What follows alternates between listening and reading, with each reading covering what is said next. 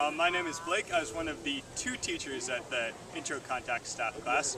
This was beginning for not knowing anything about contact staff. So the first thing we talked about is you have the center point here.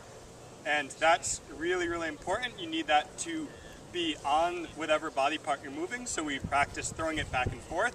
We practice it rolling up our arms, down our arms, both top and bottom. So you need to get really comfortable with that just because that's what leads to everything else working. Next thing we talked about is the hand roll or the wrist roll, and the way that works, palm is up, center points to the side, you roll it over and catch it. You can also roll it the other direction. You notice the really important thing is that the center point is off center in the roll. After we did that, we also talked about you can do an elbow roll like this. You can also, we only kind of mentioned it, do a shoulder roll like that.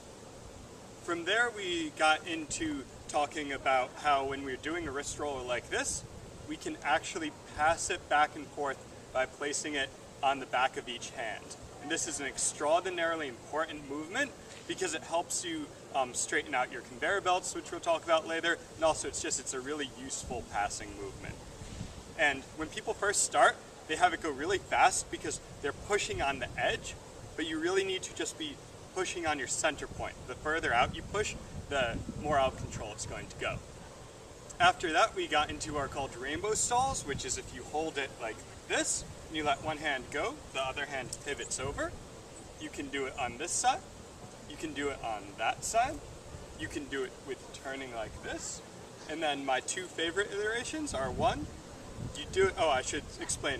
When you do it, your hand comes up in an arc and the fingers are pointing back towards you. So when you do it, it goes like this, and then you can catch it and bring it out with the other hand, which is really fun. You can also do it behind the back like this. Oops. Let me try that one more time. It's been a little bit since I practiced that apparently. So, those are rainbow stalls.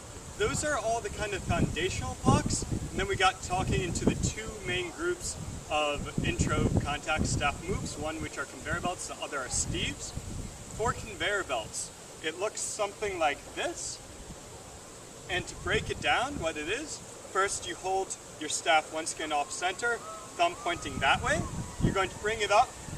Your elbow is going to be bent. Your hands are going to be on your clavicle or over here on your shoulder.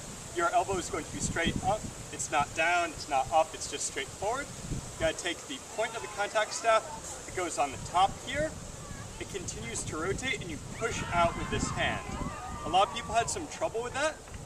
As far as timing goes, you start moving your hand out right when the contact staff is about here. You start feeling it on the side of your arm, but not too late. So it goes out to here, and that movement looks like that. And so you should practice that. Once you are comfortable with that, there's the second half, which is you push on this hand, bring it back, and it goes over the other side. Do that one more time.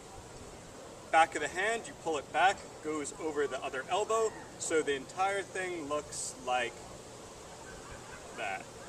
As a quick aside, that's the normal conveyor. There are also 2 other pretty normal variants. One is hands together, it's called a prayer conveyor, like that. And the other one is elbow to elbow, which again, I didn't quite get, but like that.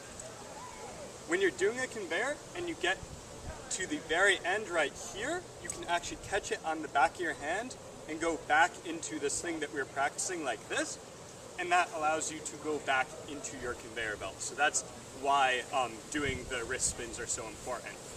The next thing we talked about were neck wraps, which if you hold it out to the side, thumb pointing out, once again off center, you're going to go straight around, catch on the other side. The most important thing to notice about this is your center point here is going to go on the back of your neck. From that, we talked about as you do that, you can extend your arm and it'll follow your arm. The 2 things that you need to notice is one, my arm moves forward so that the center point stays on top here. If it starts to fall off your back, you can actually take a step back and that will recenter it where it's supposed to be. So that's the second half of the steve. The first half is you hold it once again off center here, thumb pointing backwards, it turns around, rolls down the arm to here, and then we do the neck wrap to the other piece. So all together, it looks like this.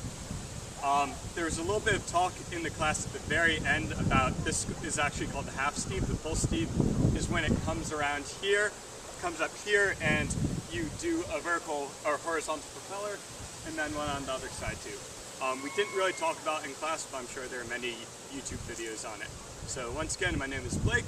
I was one of the 2 teachers for intro contact staff. I hope that this video is helpful. Thank you.